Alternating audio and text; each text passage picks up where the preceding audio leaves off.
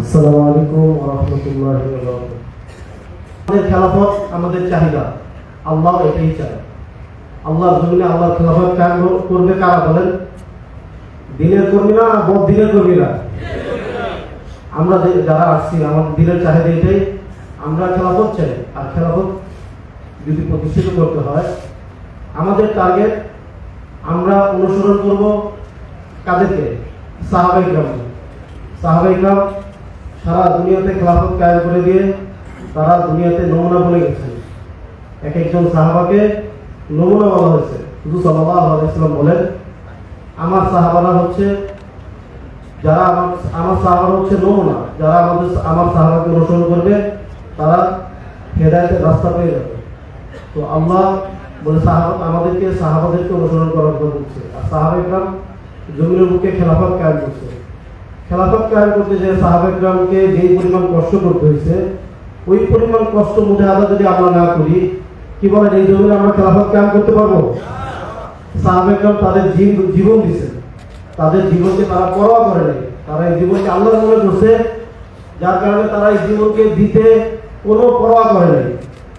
আমরাও যতক্ষণ পর্যন্ত এই জীবনকে না দেওয়ার জন্য, জীবন দেওয়ার জন্য পরোয়া না করবো যে আল্লাহর জমিনে আল্লাহর দ্বীনকে কায়েম করার জন্য আমার জীবনকে আমি উৎসর্গ করবো, এই আদায় যতক্ষণ পর্যন্ত আমার ভিতরে না আসবে ততক্ষণ পর্যন্ত আমার দ্বারা দ্বীন কায়েম হবে না।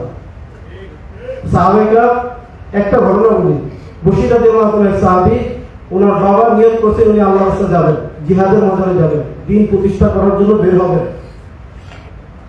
তো বশির রাদিয়াল্লাহু আনহু শুনছে শুধু যে আমার বাবা আল্লাহর রাস্তায় চলে যাবে, তো সে ঘুমাইছে। বাবা ছেলে জানে যে বাবা চলে যাবে, তো ছেলে তারপরে বাবার পাঞ্জাবির সাথে নিজের কাপড়টা গিট্টু দিয়ে ঘুমাইছে, যাতে বাবা উঠলে সে জাগ্রত হতে পারে, সে বুঝতে পারে যে বাবা বেরোচ্ছে।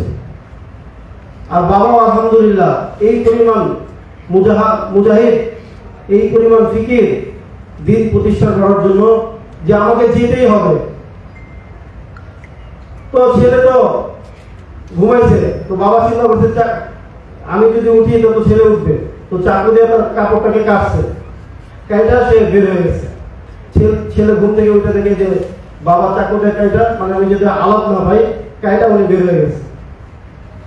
তো জিহাদের ময়দান থেকে যখন জামাতগুলো ফিরতেছিল, বশির রাদিয়াল্লাহু আনহু প্রথমে টিলার উপরে, পাহাড়ের উপরে দাঁড়াইছে যে জামাত আসতেছে, আল্লাহর রাস্তা থেকে ফেরত আসতেছে জামাতগুলো। তো প্রথম জামাতের দিকে খুঁজতেছে, প্রথম জামাতে তার বাবা নেই। তো দ্বিতীয় আরেকটা জামাত আসতেছে, ওই জামাতের মধ্যেও তার বাবা নাই। উনি খুঁজতেছে যে আল্লাহর রাস্তা থেকে ফেরত আসার আমার বাবা কোন জামাতে আছে। বলে তৃতীয় যে জামাতটা আসতেছে সেই জামাতে আল্লাহ রাসূল নিজে স্বয়ং আছে। তো আল্লাহ রাসূল যখন দাঁড়াইলেন আয়েশা তার সামনে, বলে নবীজি দাঁড়াইলেন, বশির রাদিয়াল্লাহু আনহু বলতেছে, ইয়া রাসূলুল্লাহ আমার বাবা কোথায়? তো নবীজি ছেলেটার দিকে তাকায়, নবীজি চোখ দিয়ে পানি পড়তেছে যে এই ছেলেটাকে আমি কি জবাব দিব। তো নবীজি তার চেহারাকে ডান দিকে ঘুরাই নিলেন যে আমার কাছে কি জবাব আছে। তো বশির রাদিয়াল্লাহু আনহু দাঁড়িয়ে এসে বলতেছে, ইয়া রাসূলুল্লাহ আমার বাবা কোথায় বলেন। তো উনি তার চেহারাকে আমার বাম দিকে ঘুরাই নিয়েছে যে আমার কাছে কি জবাব আছে। তো বশির রাদিয়াল্লাহু আনহু আমার বাম দিকে আসছে, এসে বলতেছে, ইয়া রাসূলুল্লাহ বলেন আমার বাবা কোথায়। হুজুর সাল্লাল্লাহু আলাইহি ওয়াসাল্লাম চোখ দিয়ে পানি পড়তেছে, বলতেছে, বশির আজকে থেকে যদি আমি তোমার বাবা হই আর আয়েশা রাদিয়াল্লাহু তাআলা যদি তোমার মা হয়, তোমার কি কোনো আপত্তি আছে? বশির রাদিয়াল্লাহু তার চোখ দিয়ে পানি পড়তেছে, কাঁপতেছে, বলতেছে, ইয়া রাসূলুল্লাহ আমার কোনো আপত্তি নাই।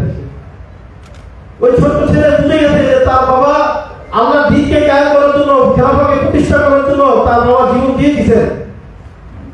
তো আমরা যদি জমিনে দ্বীনকে প্রতিষ্ঠিত করতে চাই, খেলাফত কায়েম করতে চাই, আমরা আমাদের জান মালকে বাজি রেখেই কাজ করতে হবে। কোন তন্ত্রমন্ত্রকে দিন শেষ, কোন তন্ত্রমন্ত্রকে আমরা মানব না। একমাত্র খেলাফত না হয় শাহাদাত, তিনটা বলবো বলবো না। রাসূলুল্লাহ